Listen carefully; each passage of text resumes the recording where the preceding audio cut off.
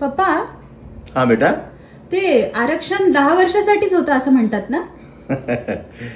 अनेकांचा असा गैरसमज आहे बेटा की रिझर्वेशन म्हणजे आरक्षण हे फक्त 10 वर्षासाठी होतं आणि बाबासाहेबांनी सुद्धा हे 10 वर्षासाठी लिहिलेलं होतं आणि ते आरक्षण प्रत्येक वेळी वाढवण्यात येतं. परंतु हे अज्ञान आहे बेटा, असं नाहीये. कारण राजकीय आरक्षण वेगळं, जे SC ST उमेदवार लोकसभेचे विधानसभेचे असतात त्यांना आपण निवडून देतो ते राजकीय आरक्षण.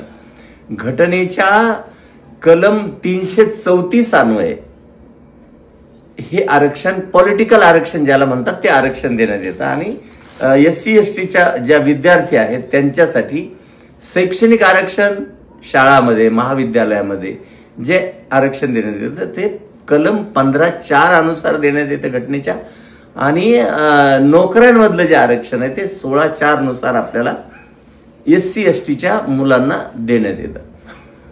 पहिल्यांदा SC STच्या मुलांसाठीच तरतूद होती, परंतु 1991ला म्हणजे ज्याची घटनात्मक तरतूद आधीच 340, 341 आणि 342 मध्ये करण्यात आली होती त्याच्यानुसार तुला सांगतो की 1991ला जे आरक्षण ओबीसीला देण्यात आलं ते घटनेच्या कलम 15(5) नुसार देण्यात आलं आणि 2019 मध्ये घटना दुरुस्ती करून 15(6) आणि 16(6) नुसार EWS म्हणजे आर्थिकदृष्ट्या जे दुर्बल घटकातले लोक आहेत त्यांच्यासाठी आरक्षणाची तरतूद 103वी घटना दुरुस्ती करून करण्यात आली.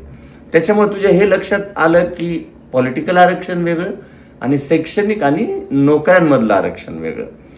राजकीय आरक्षणासाठी मर्यादा आहे जी 1950ला देण्यात आली होती 10 वर्ष, ती 1960ला नंतर पुन्हा वाढवण्यात आली आणि आताही ती मर्यादा प्रत्येक सरकार वाढवतं. त्याच्यासाठी तरतूद आहे. परंतु जे SC ST आणि ओबीसी साठी आणि आता EWS साठी जे आरक्षणाची तरतूद केली आहे या आरक्षणाच्या तरतुदीला कुठलीही वैधतेची मर्यादा नाही. लक्षात आलं तुझ्या?